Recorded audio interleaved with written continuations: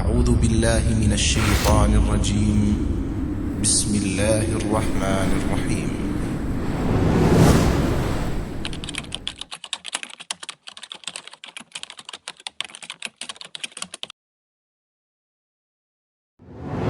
Nah, pripun pamanipun bapakipun solih, ibunipun solih, lajeng putranipun boten solih, apakah perbuatan maksiat yang dilakukan anaknya itu akan berimbas juga menjadi dosa jariah bagi orang tua, gitu.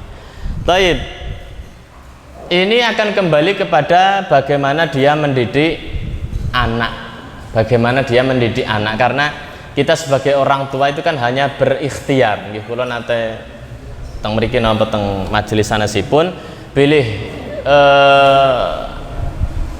napa nggih, ada usaha, ada hasil, ada ikhtiar, ada hasil.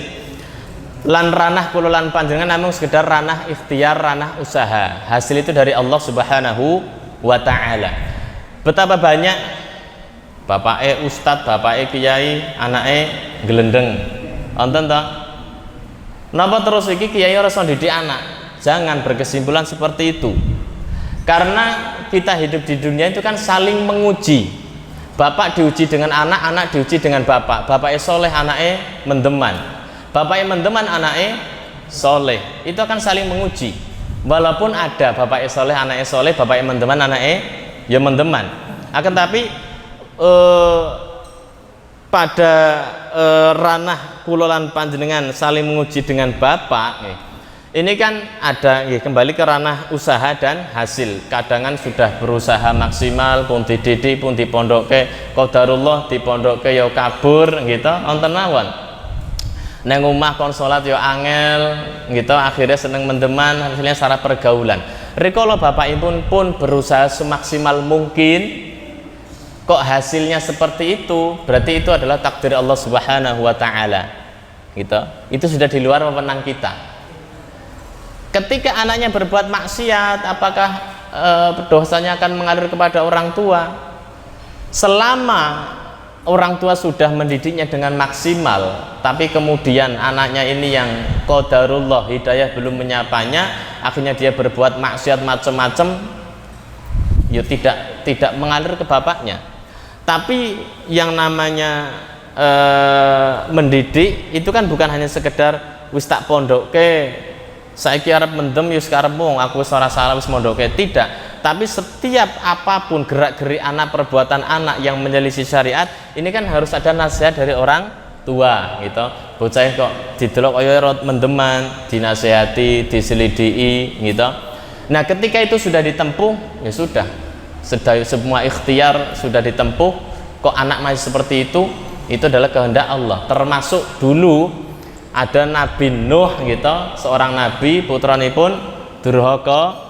Apakah kedurhakaan anak itu akan mengalir dosanya ke Nabi Nuh? Ya tidak, kecuali jika orang tuanya memang ngejorke.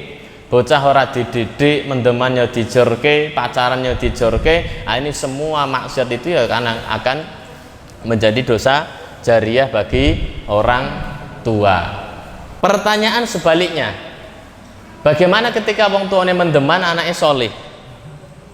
Apakah perbuatan baik anak ini akan menjadi pahala jariah? Kan sebaliknya seperti itu, akan menjadi pahala jariah bagi bapaknya. Bapaknya orang tua ngajari, bapaknya bendina mendem dok, anaknya malah kon mendem, tapi anaknya mendapatkan hidayah sehingga dia menjadi anak yang soleh, tiap hari mendoakan orang tuanya.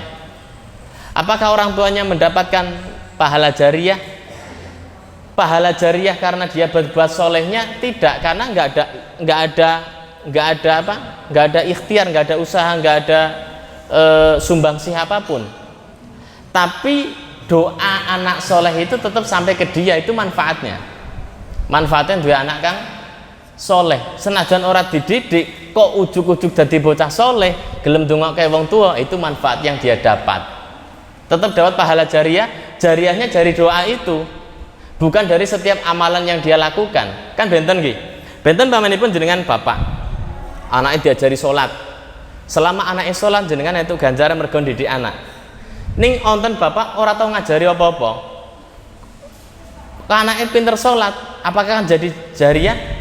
Tidak. Tapi anaknya sholat terus ndongake wong tua, nah doanya ini yang akan tersambung kepada orang tua. Seperti itu. Wallahu a'lam.